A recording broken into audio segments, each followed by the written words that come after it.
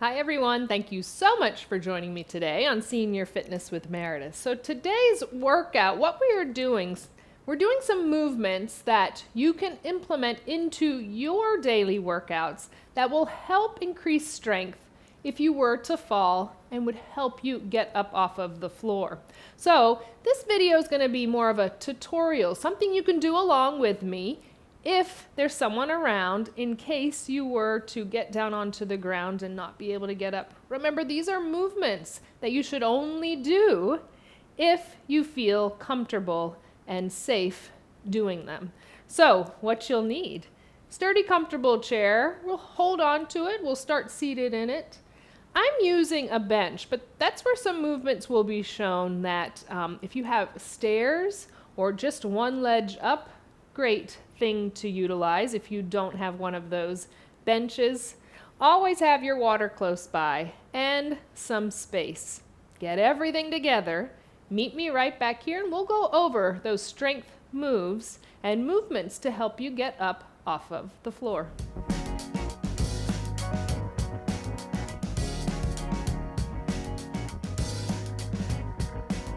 Welcome back. We're ready to get started. So like I said, my little disclaimer, make sure these movements are only done if you feel comfortable doing them and if someone is around to help you. If for some reason you're doing a movement, which we do go to the floor, and you think, uh-oh, make sure someone's around. Always making sure you have your cell phone or pendant, if you wear those, on you at all times. Also, if you were to have a fall and you feel hurt, you've hit your head, something feels broken, do not try and get up.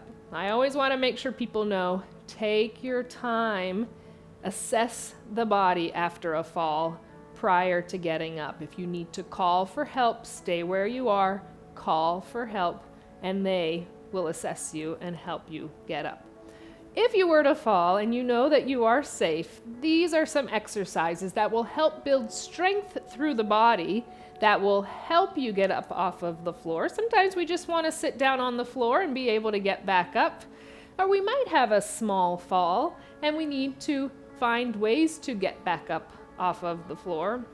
So that's what we're going over today. So a couple of them will start seated. So the first one we're going to do, putting your hands on the side of your chair. If you have chair with arms, even better, because it gives you a better range of motion. Mine are going to go onto the seat of my chair. I'm going to turn my chair a little bit so you can see a little bit more. I'm going to press my hips up. So I want you to focus on your upper body. So keep that core pulled in tight. Thinking about strengthening through the upper body and arms. Those hips are going to press slightly up. And then I want you to bend the arms, kind of sit back down. Do that again. Press into your palms, pressing, and then release it down. We're going to do that 2 more times. So,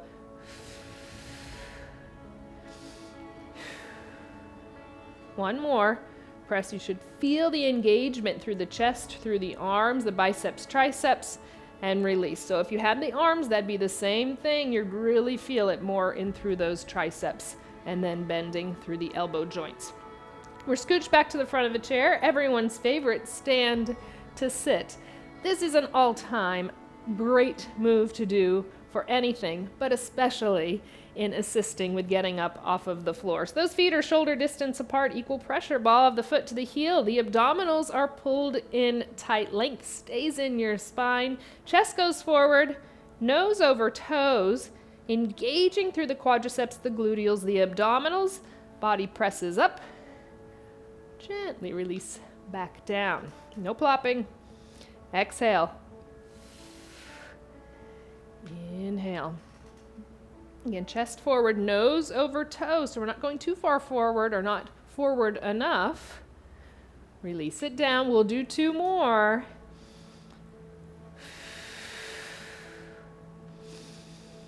Our last one, we'll exhale, we'll stand and stay standing.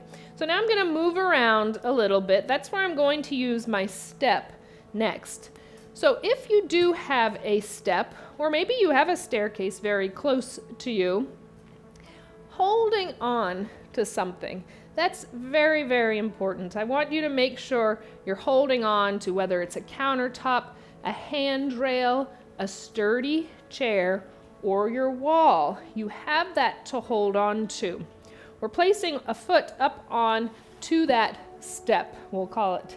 So placing a foot onto that step, I'm holding on with a hand that's closest to that chair or handrail, and you're going to press the body forward. I want you to put all of the weight on that front leg.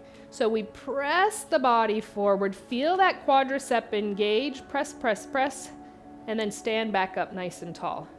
So bend in through that front knee, put all of that weight on that, and then up nice and tall. Using that step, we'll do that again. Having that elevation, you're really getting into that quadricep. You should feel that engagement.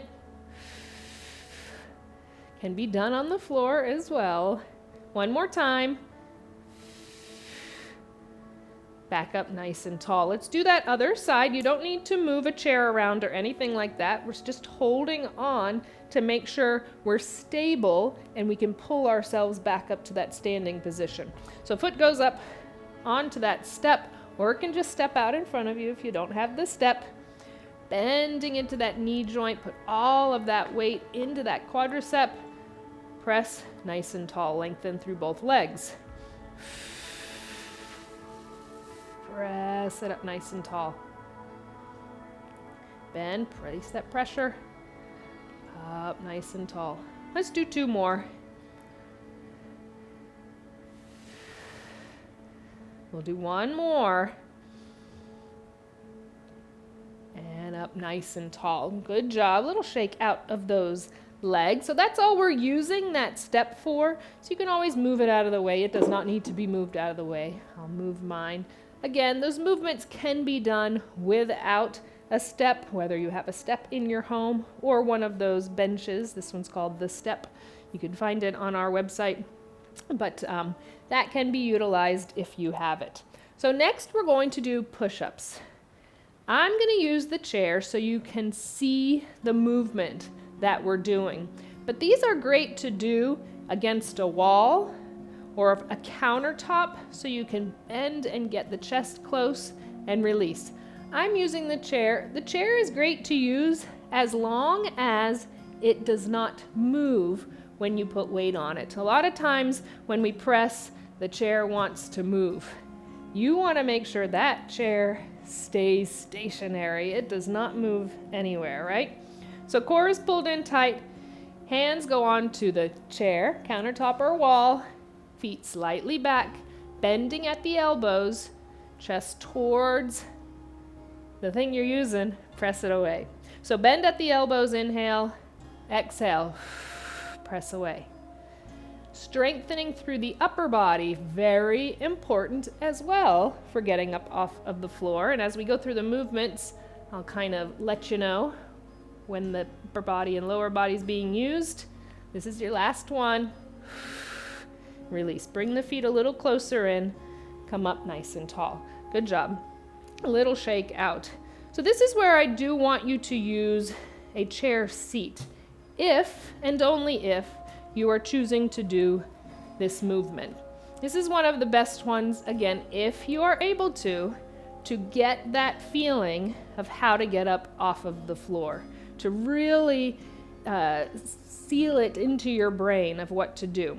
So our hands would go onto the chair seat. You're going to bend, again, only doing if you know you can get up and you are comfortable and safe. Bringing one knee down, the other knee goes down, foot up, up, and I want you to press into that seat and come up nice and tall. That's part of the way we're getting up off of the floor. We're going to do that again. Hands onto the seat. One knee down, other knee down, again, only if knees can take this, and then we come up nice and tall. We're doing each side one more time. Hands onto the seat of the chair. Knee down, other knee down. Place that foot, plant it before you even try to bring the other up and around. and then come back up nice and tall. One more time. Hands on the seat, knee down, other knee, foot up, plant, other foot up. You feel comfortable, you come up nice and tall. All right, so those are some different movements you can do, strength training, to get lower body, core, upper body engaged and to help you get up off of the floor. We're going to go over a couple of different ways to get up off of the floor as well. Notice I'm placing my chair there because if you do fall and you have something you can press onto, such as chair, couch, something sturdy, then you might want to utilize that. So we're going to say that I fell down or I went down and then I was trying to get back up. Now again, only doing these along with me. If you're comfortable, just watch and see the different ways you can get off the floor as well. So we're down, we're going to end up, say we're on all fours. I'm going to show you different ways to get up.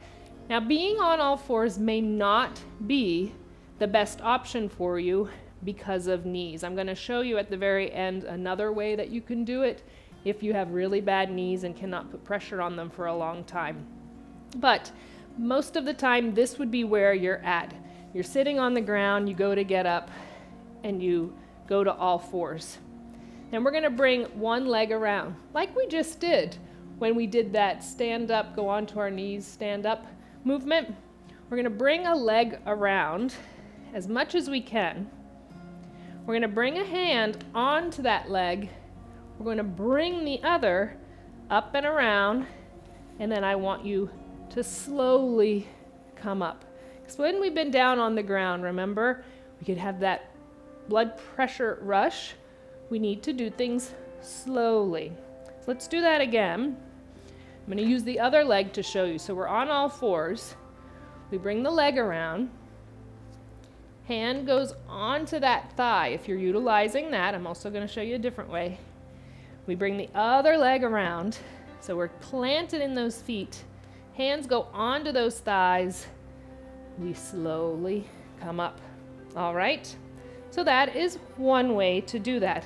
So let's say we get down onto the floor and we know that leg strength, maybe putting our hands onto those thighs is not going to be the best thing, but we have a chair close by, so we're able to get to that movement that we practiced. Hands onto the chair, planting the foot, other plants, come up nice and tall. Let's do that again. If you're doing it along with me, we're down on the ground, we're on all fours, we're able to get over to that sturdy piece of furniture that won't fall when we put weight on it, that won't crack, that will be able to hold our weight. This is upper body, a lot of upper body here, bringing ourselves to this point, a lot of core work. We bring our foot, we plant it.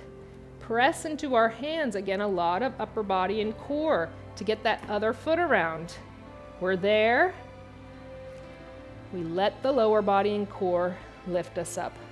All right, that's a way you can do it, holding onto the quadriceps using a chair. Sometimes we will fall down and we'll end up on our back, and this is important that we know. This is why I say make sure that if you were to hit your head or you just don't feel safe, call someone for assistance. Don't get up immediately if you know you were hurt in any way. And for some reason, maybe you were doing a core workout, you're on your back. To get up from here, I always like to say roll into a fetal position on your side, press yourself up. Then you're into that all fours. Then you can either crawl over to something to help yourself up, or if you don't need that, bringing the foot around, other foot around, coming up. But if you do go onto your back, rolling into fetal position, so we're not trying to strain to sit up and roll onto our knees. All right, fetal position, all fours, standing up, utilizing chair or quadriceps.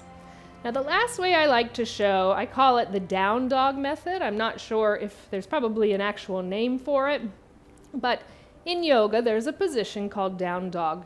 So a lot of times if we're down on the floor, we were sitting, playing with our grandchildren, and then we go to get up, and we know we have really bad knees, and putting that pressure on our knees may not be that great for us. But we have loose hamstrings, and we know we're a little bit more mobile through parts of our body, such as back of our legs, our hamstrings, and our gluteals, so this might be a good option for you.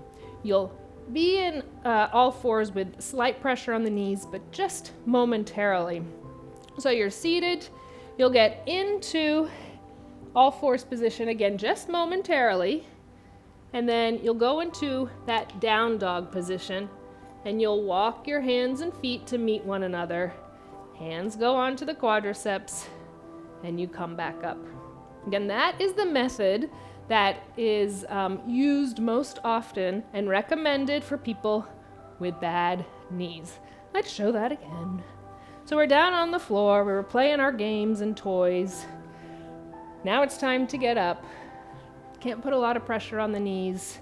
I'm gonna roll over, get into that down dog position, which is planting the feet, picking those hips up in pike position, walking hands and feet towards one another, hands onto quadriceps, slowly come up because head is below the heart, and then we're up nice and tall. So those are 4 different methods from all fours, from your back, and then if you have those bad knees, the down dog method that you can do.